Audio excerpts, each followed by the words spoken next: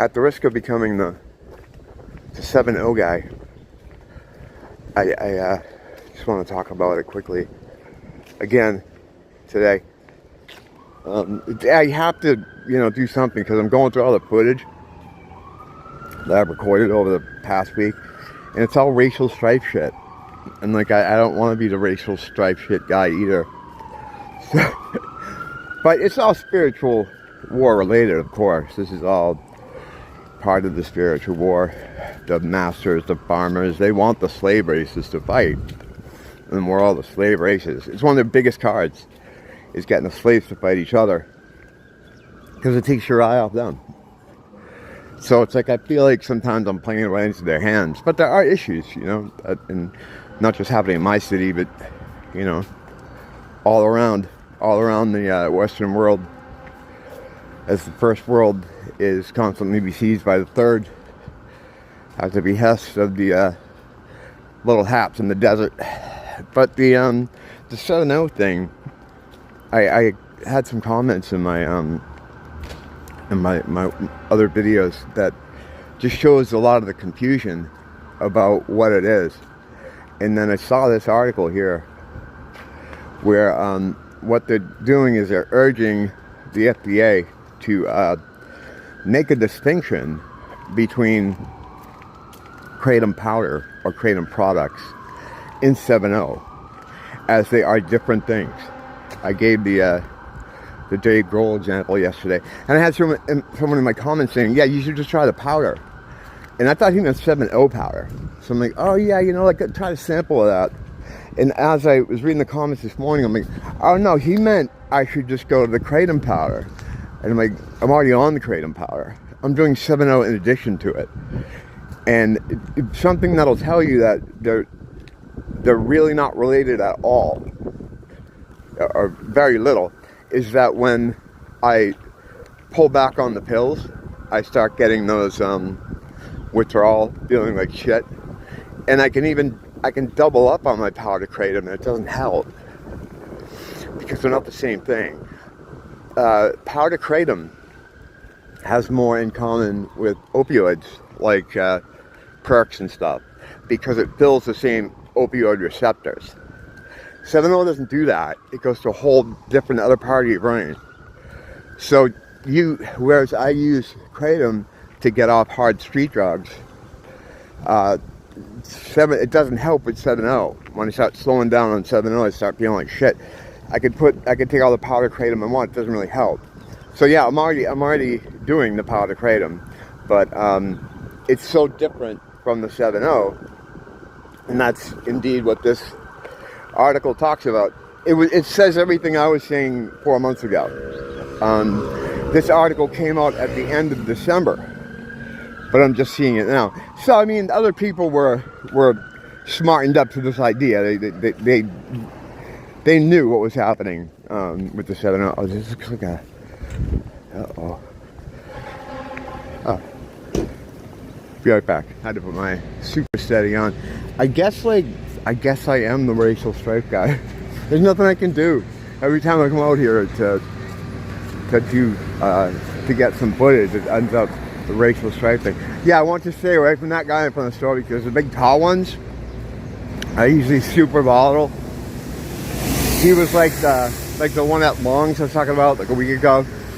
That was just at the front of the store, just screaming, and no one would go near him. Yeah, the security guards wouldn't go near him because they know they'll fight them. Like shit, these guys fight cops. They're gonna fight the security guards, and most security guards are just pretend tough. Like if you're smaller than them, they'll throw their sometimes considerable weight around. But if they think you're going to clap back, they do not fuck with you. And then there's the other layer of they don't want to be looked at as racist for doing anything about the guy screaming at the front.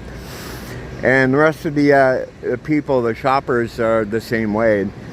They don't want to get involved in that, and I don't blame them. So, you just have to, the guys, it's one of those, they use the let the fire burn itself out method, where like eventually he'll get tired and he'll wander off to somewhere else.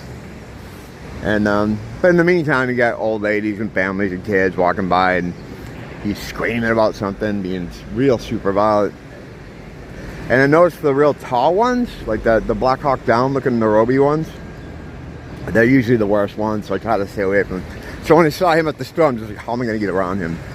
And of course, I can't get anywhere near an immigrant without them wanting to talk to me. So he started to talk to me, and I just kept walking right by. I went in the store, and when I came out, he was gone. Went over to the 7-0 store, and another migrant style gentleman, if you know what I mean, Amish, comes out of the store as I'm walking in. Of course, I can't get anywhere near them, or else they start talking to me. Just how it is. It's like you activate them. And he's going about on it. You ever saw there's something flower? I'm like, what? Just some jibber jabber about flowers. And I ignore him. So he stops walking. He says to me again, like, blah, blah, blah, blah. And I just kind of shrug my shoulders at him, like, I don't know what the fuck you're talking about. Went into the store. When I came out, he was gone. But usually, the way I do things is I give people wide berth. Especially ones that I think I may have a problem with if they get near me. I go comically out of my way to avoid them. And but sometimes you can't. Like I was going to the store, I didn't know he was in the store. He just came out and came upon me. Same thing with the guy that was throwing stuff at me from his car. He just pulled up. I can't look in every car. He pulled up beside me and started attacking me. The guy who tried to run me over with a little fake toy car. I don't have eyes in the back of my head. So the only time I have a bad experience with them, which is every time I come in contact with a migrant style person, is because I couldn't get away fast enough. And even if they were just being friendly and want to talk and say friendly things, I'm not interested at all. You know, don't want to be anyone's friend. I'm not interested in being yours. And 99 out of 100 times, it's nothing good. It's just some jibber jabber about trying to get something I have or trying to get something from me. And again, here we are once again. It's like I can't leave the house and not get sucked into a racial strife thing because, I mean, you know, I've told the story so many times about what happened to this neighborhood. You know, we never had that style of person here before. They couldn't afford to get here, couldn't afford to live here. COVID changed all that. The government brought them in and put them up in all the properties that people got kicked out of during COVID because we wouldn't give them the federal money. The state of Hawaii held on to it with excuse after excuse. People went crazy too. It was all over the media. And now, like, I talk about that to people today. Like, yeah, remember when they got the federal funds, the emergency funds, and they weren't giving them out for months and months and months? And it's like, it's like another spellcraft thing. Like, people don't remember it. Like, oh yeah. And they'll say it in the way like, oh yeah, like they don't really know what I'm talking about, but they're just saying it for conversation's sake. It's fucking weird. But yeah, at the time, it was all over the media. Why is Hawaii dragging its feet with COVID relief for its citizens? They kept doing shit too, like to try to make people shut up. They gave everybody, and I got one too, a food card which you can use at any restaurant. And it was a pretty good limit too. I think it was like $1,000. You each got $1,000 at local restaurants. I don't think they did that anywhere else in the country. That was one of the ways they were trying to get us to shut up about it. But people were mad. You know, the people that suffered most, ironically, and it always happens this way, were islanders who lived here whose land this is. Basically, I mean, yeah, they long time ago they took it from someone else, but it's basically it's been their home, you know, for centuries. They're the ones that got hurt the most because they were just living here when Hawaii got built up and became a tourist mecca, and everything, all the prices for everything went super high. They were getting priced out of their own place, you know, before COVID, you know. So when COVID hit and they weren't giving working people who were relying check to check that relief money, with a litany of excuses, one more ridiculous after the last. First, they didn't have enough people to count, to distribute them, they said. Then they said once they hired more people to distribute the checks, whatever that means, to distribute the payments, they needed a bigger space to do the processing. Didn't have a large enough space.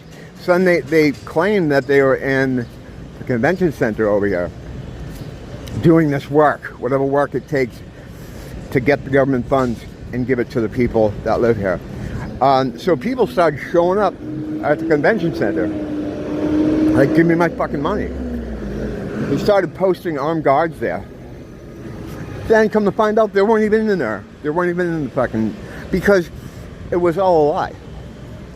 It was all a lie. They didn't need more people. They were just holding on to the funds. They were bleeding people out. They were getting people off the island. They were emptying up all these properties. And a lot of people had to leave. I apologize to people who've heard this story 100 times, but I think it bears repeating now. At the same time, the government was going to these property owners, many who don't even live here. They live in other countries, a lot of Asian countries, a lot of Chinese, Japanese, Korean, that own land, own these properties. And they're saying, hey, no one can pay your rent, right? If you make your property low income housing, we'll foot the bill, we'll pay for it. The government will pay you. Hey, it's better than getting nothing, right? Let us get your unit or your property or your half a house or whatever property you own, and let us make it low income housing. We'll pay for it. Now, usually you can't do that. You know, it's against the law to do that. But during the COVID emergency, state of emergency, you can do anything you want during a state of emergency. And they took advantage of that to make all these units low income. And then started bringing in their own people from the mainland, from Haiti, from Kenya. Some Latinos came too, but that wasn't really the demographic they wanted here. And they really wanted that demographic here because of a lot of reasons that I've gone into before. And some of it has to do with the George Floyd protests. That never happened here. When the George Floyd thing went down, Hawaii boarded up all the buildings like a fucking major tornado was coming. The main street for tourism, Kalakaua up here, every building was all refinished with wood. They did everything, like redid everything. See, gotta take a big swerve like that. They spent a lot of time and money boarding up everything with the thought that it was gonna pop off here.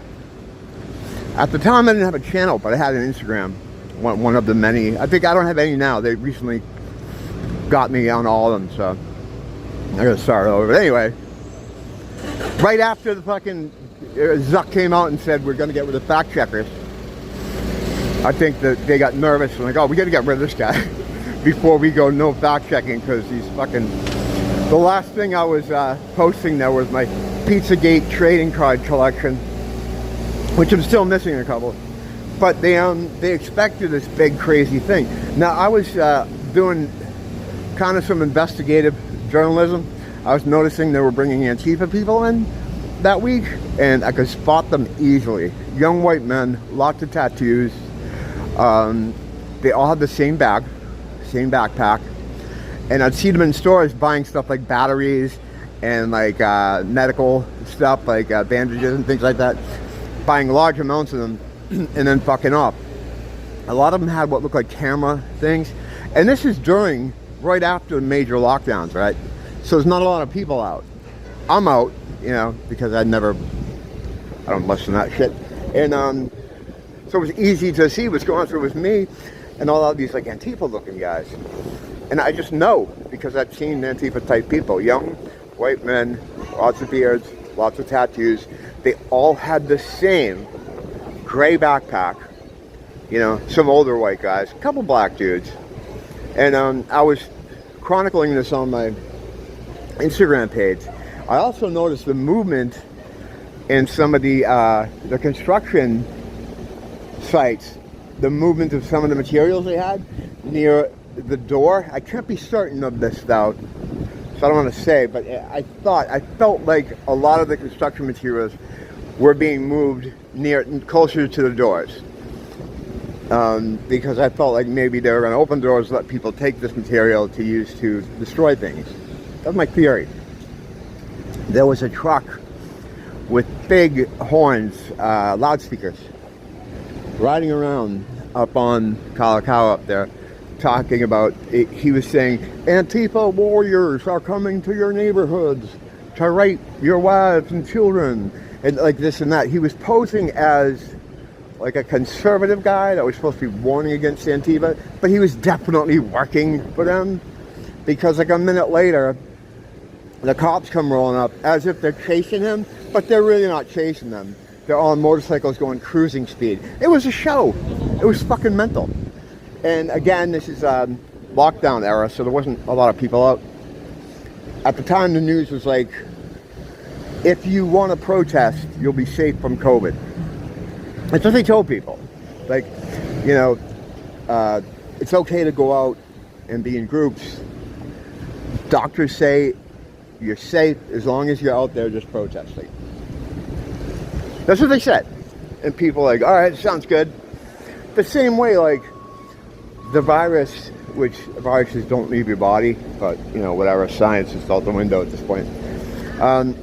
Just like that, whatever you want to call it, COVID, can fly through the air into a restaurant or by an outdoor cafe over there where people are eating on the sidewalk.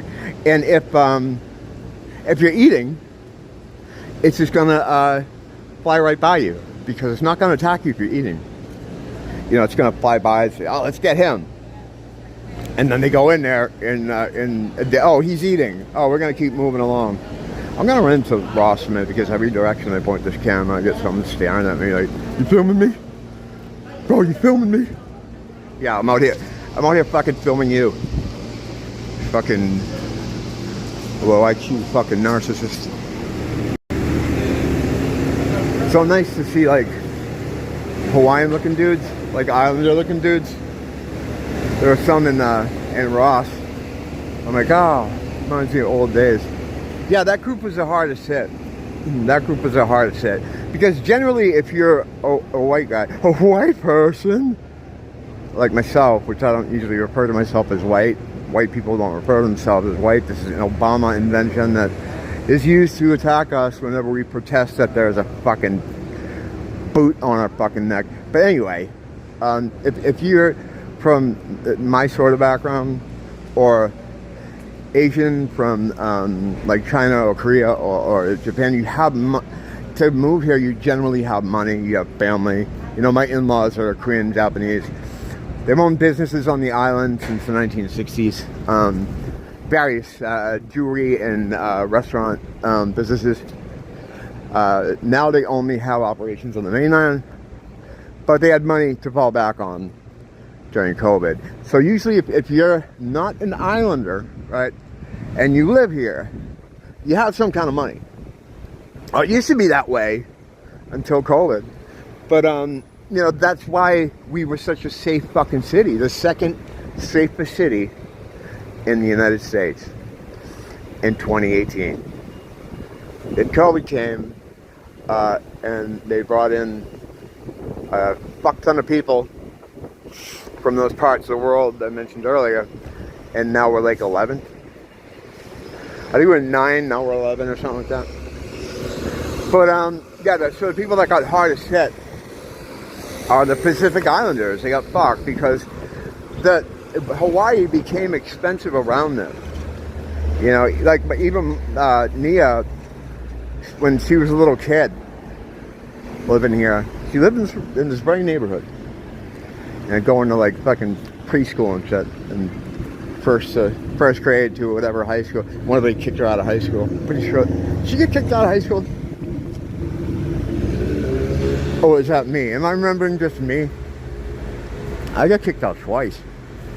Got kicked out, came back, and they said, "You're just gonna do the same thing, right?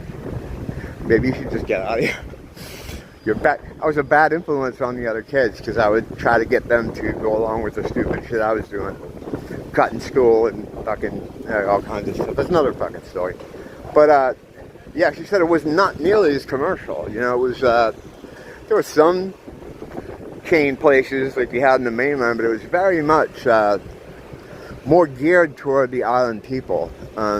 Even if you look at pictures from even in the 1990s, like a street like this, Kalakaua, you look at it and it looks like you're in Hawaii. There's a lot more like, I don't know, just Hawaii type of firma, you know, stylistically, aesthetically. Now the only thing differentiating it from other major cities are the palm trees. You know, like that. See that place over there with the, with those totem kind of tiki. It'd be all over the place, like that kind of aesthetic. That international marketplace I'm always in was like, you know, you looked at it and you're like, oh, that's Hawaii, you know? That's all been stripped away. But basically, the only people you had here were the Islanders and the white and Asian people who could afford to come here. And that was it. Now, occasionally you get like a Latino or black person who was a soldier, you know, and they relocated here, and maybe their offspring, but that was like super rare, you know. You just didn't see anyone from that part of the world, you know. And so now it's fucking just like crime here is insane. And there's a lot of liberals, it's like that look at it and go, I wonder what happened.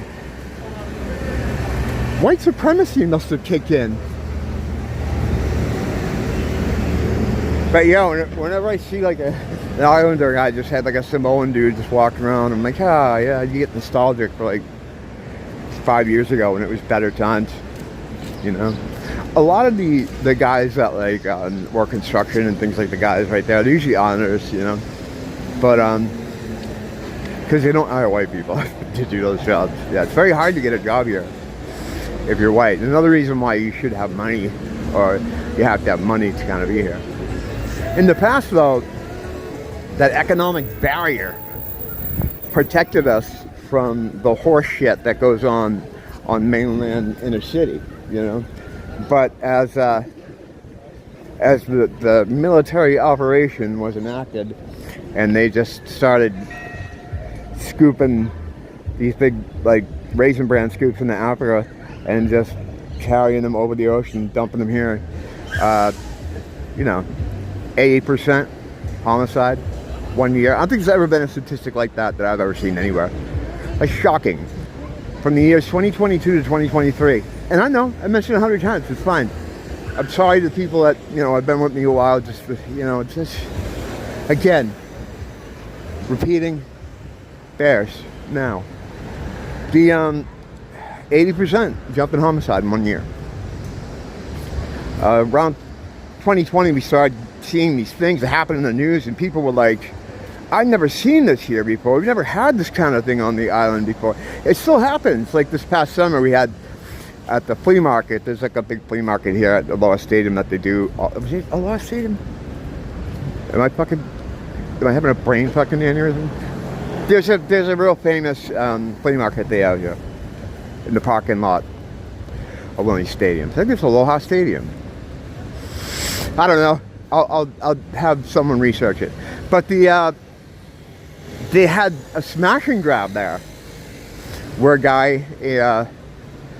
a gentleman from that part of the world saw something he wanted under the glass and just smashed the glass with his fist and grabbed it and tried to run out.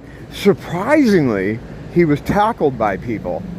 Now, usually that never happens. Usually when those people do something or they want something, they just say, nope, let them take it, and there's a lot of reasons why they do that. There's kind of a fear, you know what I mean? They're afraid to mess with them because they know it could end in their death. Or they don't want to be called racist for trying to defend themselves, because that's the kind of fucking place we live in. So the news, the stories about it were, I had to kind of dig to find to see who the perpetrator was, because of course they were hiding him. And the stories, they were just calling him a youth with no picture, and I'm like, oh, well, you know. And a lot of the stories around it were like, we've never seen something like this happen here before. Yeah, because you didn't have the type of people that did that shit here before. You just didn't. All these things, like, there was a real brazen robbery in the North Shore at the beginning of all this, when they started bringing them over here, where guys with masks went in, and it was, they roughed people up. It was real violent. I don't think they killed anyone. Usually they do, though. That's the thing. Like, I was just looking at the story, like, and this happens all the time. A Lyft Uber driver, he robbed her, and he had the money, but he shot her in the face anyway. Like, why? You know, they do that. The difference between these people and other, like, robbers, or, you know, people robbing a store, is people will go in to rob a liquor store. They get the money and they leave. If these guys go to rob a liquor store, and I'm not fucking lying, this is factual shit, they get the money and then kill everybody in the fucking place. Now, I could explain why that happens, but I don't know. I'm kind of it's forbidden knowledge, but it centers around the brain. And I would say check out brain differences between races, specifically Africans, and their brain construction. Prefrontal cortex is what you're looking for. That's where things like empathy, death, time, all these kind of abstract concepts are calculated. So if you have a diminished prefrontal cortex, or not one at all, this stuff is meaningless to you. You can copy these things from seeing other people do it. Like, I was telling a story once about this TV newscast. Homeless guy got burned to death. This kid burned him. It was a kid. This guy got burned to death, and they were interviewing this kid on the scene. A kid from that side of the world. And he was like, yeah, it's terrible, man. I can't believe somebody just lit this old man on fire. Man, it's just bad. Well, turns out the kid they were interviewing on TV, he's the one that did it. He's the one that lit him on fire. He didn't feel bad. He was imitating seeing people feel bad about other people. And when you go back and watch that, and you know what you're looking at, it's fucking real creepy. You know what I mean? Like, it's real creepy. So yeah, there's that going. I don't know how much more I can talk about it. Again, this is forbidden knowledge. There are certain things that will hasten the ice cream ban showing up for me. One of them is the movement of people around here, which I've done a lot on, and probably, unless I get some other kind of information or interesting breakthrough, probably not going to talk about.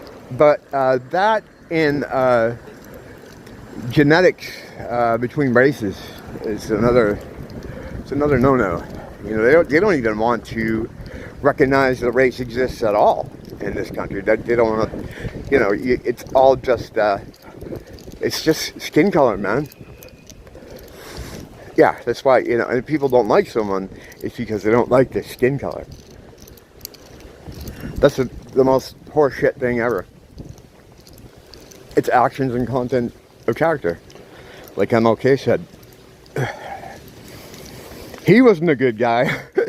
His rabbit hole is pretty trippy.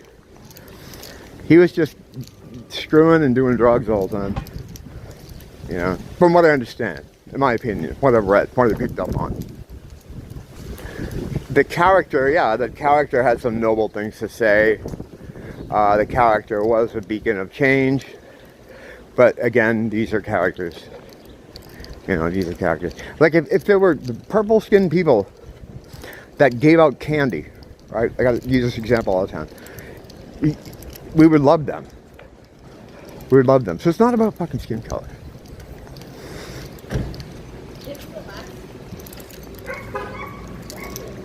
Again, this is another bit, like I have it now, here we go. This is another episode that I'm going to look at later and go, I can't use this.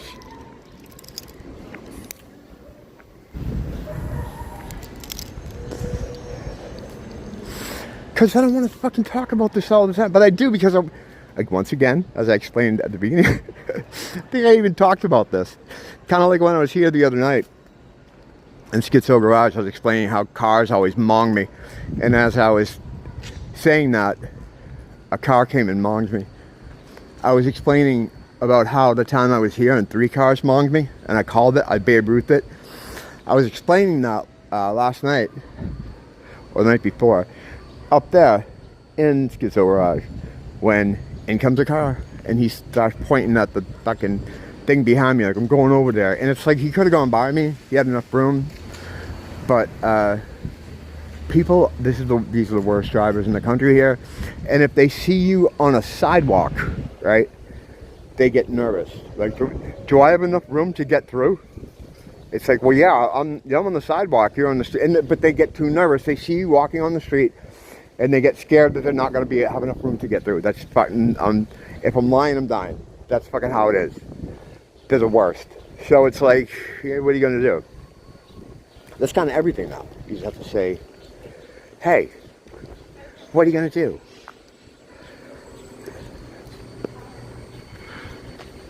One of these days, I'm going to come with something uplifting. You know? But, I mean, spiritual, war related. It's just what's on the fucking table right in front of me. I can't ignore that. I love to talk about the Rosicrucians or the Decemberists or something. How you doing? I took this candle of the ABC store. What is it? No, my candle. Usually I buy these candles, and one of the candle Oh, go to Ross. Yesterday, it's going on the fire. It's never happened before. It's almost like, you know, It's like they're not the burning? wood, no, it's never happened. But what happened yesterday, it's the wood got on fire. Oh, no shit, really? Yeah, like a huge one. Oh, and wow. then by my tanks, like I put in the water, you know, like a... Hold on.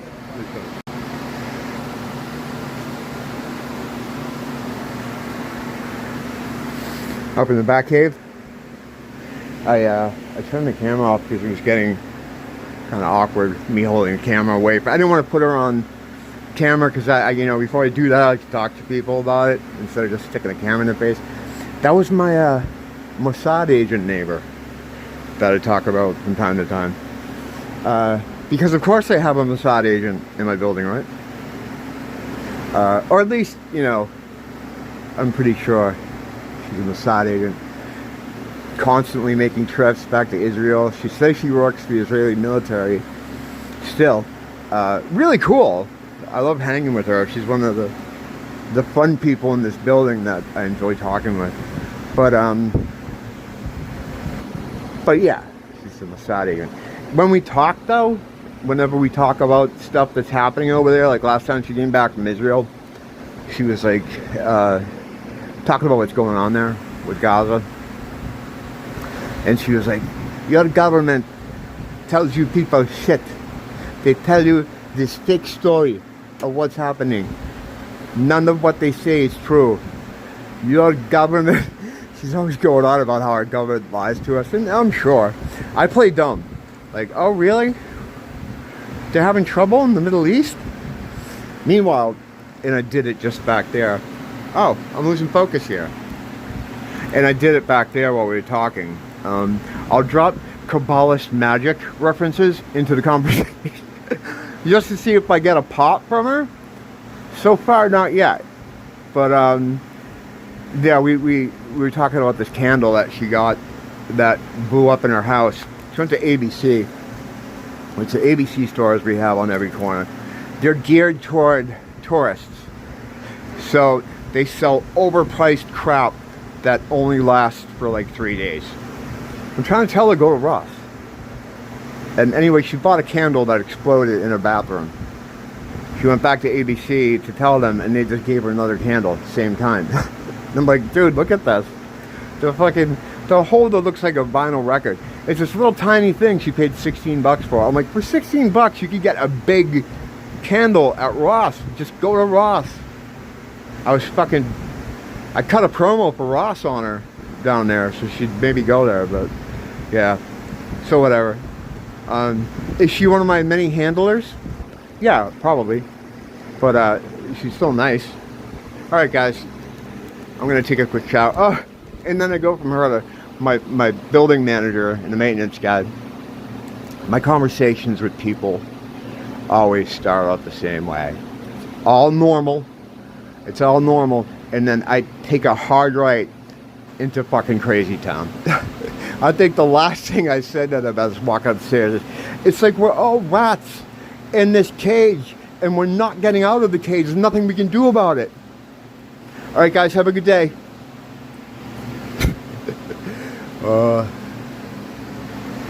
What a shit, man. You guys have a good day too. Don't blame the teacher, blame the school.